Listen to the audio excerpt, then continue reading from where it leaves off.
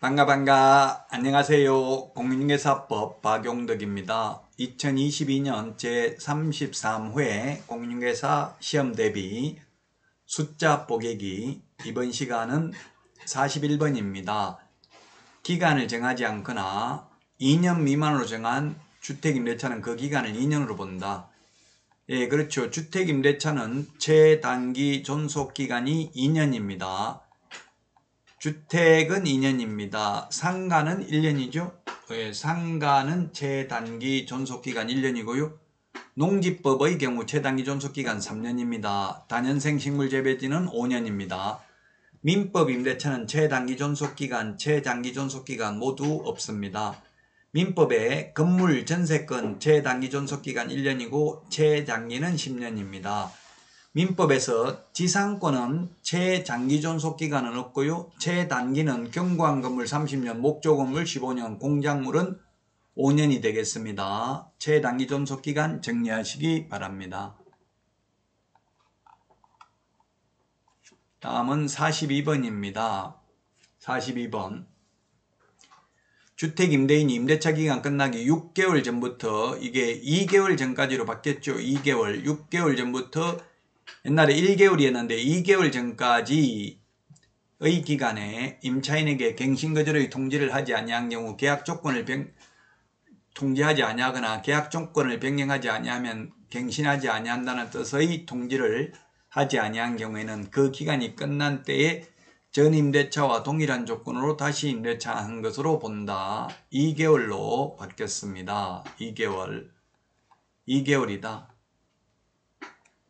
자, 그래서 임대차 기간 끝나기 6개월 전부터 2개월 전까지입니다. 6개월 전부터 2개월 전까지, 즉 4개월 동안 갱신거절 통지를 안 하면 묵시적 갱신 자동 연장이 됩니다. 옛날에는 이게 1개월이었는데 한 달 만에 집 구하기가 어려울 것으로 보고 이제 2개월 전까지라는 것 주의를 하셔야 되겠습니다.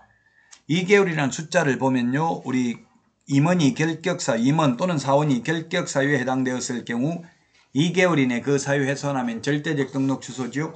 고용인, 직원이 결격 사유에 해당되었는데 2개월 이내 그 사유를 해소하지 않는 경우에는 업무정지 사유에 해당됩니다. 부동산 거래 신고 등에 관한 법률상 포상금 지급기한, 포상금 접수된 날로부터 2월 이내에 지급을 해야 됩니다. 2개월 이내.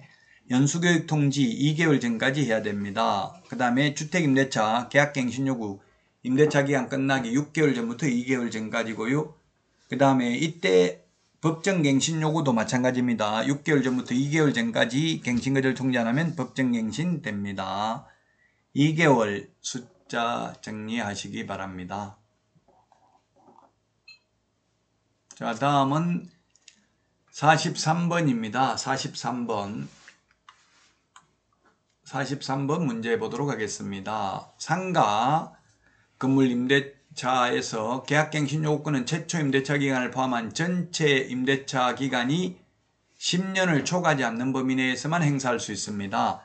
주택임대차의 경우에는 1회에 하나여 계약갱신 요건을 행사할 수 있죠.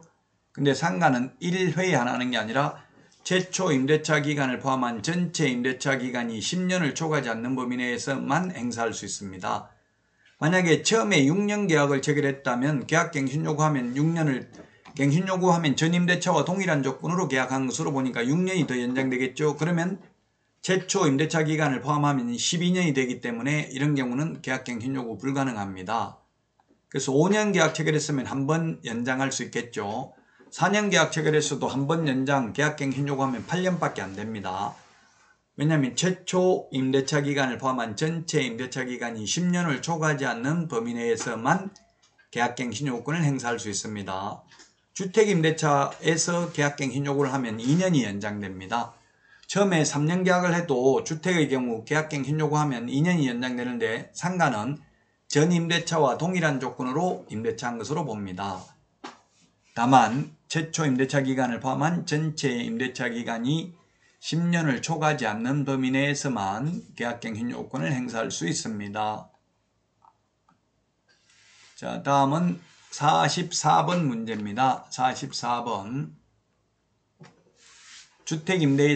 임대인은 임차인이 임대차 기간 끝나기 6개월 전부터 2개월 전까지죠. 6개월 전부터 2개월 전까지 계약갱신을 요구할 경우 정당한 사유 없이 거절하지 못한다. 다만 임차인이 2기의 차임액에 해당하는 금액에 이르도록 차임을 연체한 사실이 있는 경우에는 계약갱신 요구를 거절할 수 있습니다. 2기입니다. 2기의 차임액. 주택임대차보호법은 2기의 차임액이죠. 주택임대차보호법은 2기의 차임액이고 상가는 3기인데 2기의 차임액을 연체하면 민법임대차 계약 해지할 수 있고 주택임대차 계약 해지할 수 있고 주택임대차 법정갱신을 적용하지 않고 주택임대차 계약갱신 요구를 거절할 수 있습니다. 3기의 차임액을 연체하면 상가 계약갱신 요구권을 인정해주지 아니할 수 있습니다. 갱신 요구를 거절할 수 있습니다. 그 다음에 상가 임대차 계약 해지할 수 있습니다. 3기의 차임액을 연체하면. 그 다음에 상가 권리금 회수 기회를 인정해주지 아니할 수 있습니다. 3기의 차임액을 연체하면. 상가 건물 임대차 보호법은 3기고요. 주택임대차 민법 2기죠. 44번에 그래서 2가 숫자 2가 정답이 되겠습니다. 자, 다음은 45번입니다. 45번.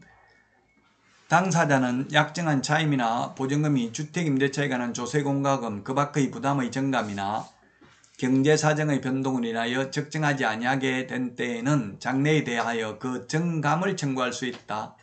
이 경우 정액 청구는 임대차 계약 또는 약정한 차임이나 보증금의 정액이 있은 후 1년 이내에는 이를 하지 못한다.